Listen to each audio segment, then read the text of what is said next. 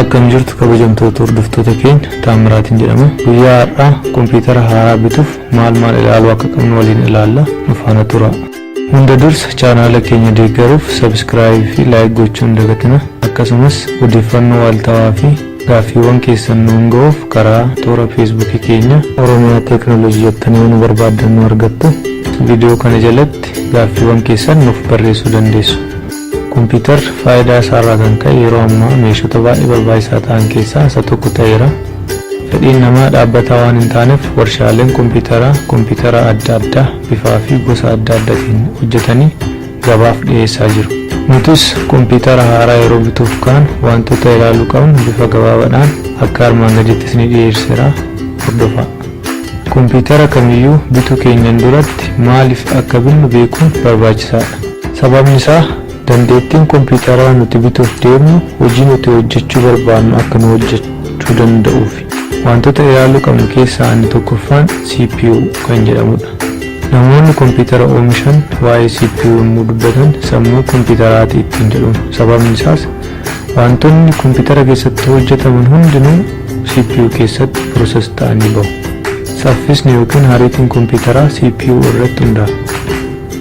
CPU'n kompiitara gigaherziidhaan kan safaramu yommuu ta'u, gigaherzii 2 gadi kanneen qaban kompiitara xiqqaa kanneen jedhaman yommuu ta'u, gigaherzii 2 hanga 3 kan qaban kompiitaroota giddu galeessa, gigaherzii 3 ol kanneen qaban immoo kompiitara saffisa gaarii qaban jedhamu. Kompiitara eeguu bituuf deemu CPU'n isaa hagam akka ta'e ilaaluuf this PC yookaan my computer irra dhaquudhaan yookaan file explorer irra dhaquudhaan property bakka jedhu seennee CPU'n isaa hagam akka ta'e ilaaluu dandeenya.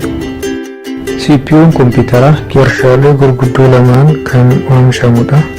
Inni tokkoffaan Intel yommuu ta'u, inni lammaffaan immoo AMD jedhama.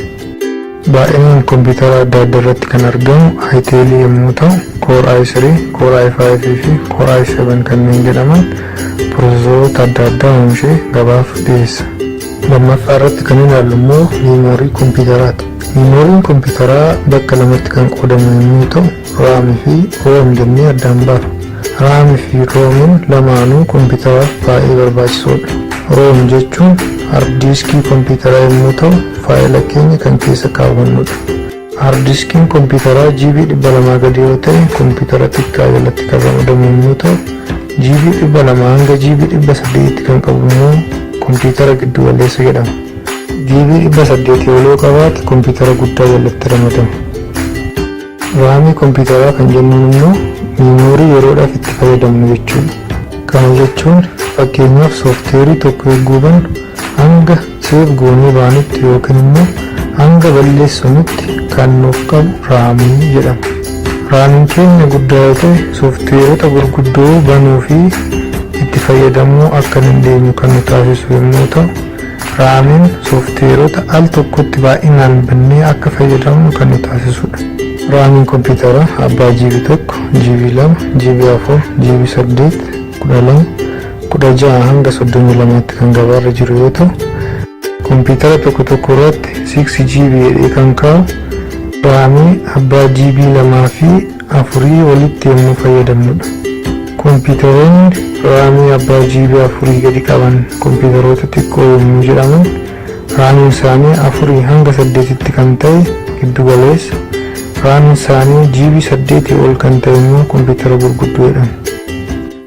Kanaafuu kompiitara keenya yogguu binnu kan baay'inaan ilaaluu qabnu Central Processing Unit isaa yookaan CPU isaa, meemoorii isaa fi kan biraa kanneen ijaan ilaalamuu danda'an jechuunis fayya qabeessummaa isaa, akkasumas thickness screen isaa, screen guddina screen isaa, akkasumas guddina kompiitara.